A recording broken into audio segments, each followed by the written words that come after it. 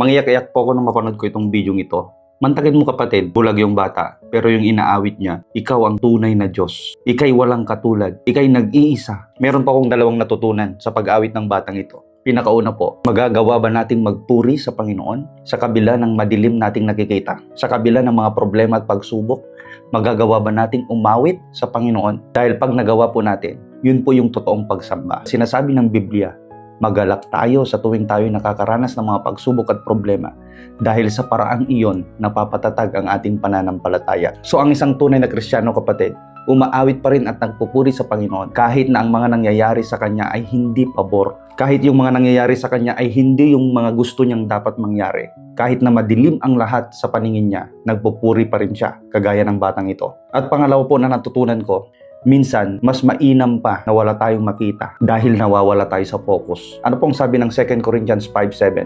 Live by faith and not by sight. Ano po ang kabaliktaran ng faith? Hindi po doubt, kundi sight. Paningin. Kagaya po ni Peter nung naglakad po siya sa tubig, hindi siya dapat lulubog doon. Pero dahil nakita niya ang hangin, ang alon, nagsimula siyang magduda. Bago pa ang pagdududa ni Peter, nauna muna ang kanyang paningin. Kaya po siya ay unti-unti pong lumubog. Si Samson po mga kapatid, nung siya binulag ng mga Pilisteo, doon niya po naisipang tumawag sa Panginoon at ibinalik ng Diyos ang kanyang kalakasan. At alam niyo po ba, mas maraming namatay na Pilisteo na kasama ni Samson noong siya'y bulag. Hindi niyo ba napapansin? Ipinipikit po natin ang ating mga mata sa tuwing tayo nananalangin. Bakit? Para hindi tayo mawala sa focus. Marami po ang hindi nakakakita pero tunay na nagpupuri sa Panginoon. Pero marami pong dilat, hindi po naniniwala sa Diyos. At yun po yung nakakalungkot. Mas mainam pa na hindi ka makakita na nagpupuri sa Diyos kaysa sinasabi mong hindi ka bulag pero walang Diyos sa buhay mo. Mas mainam na nabulag ka physically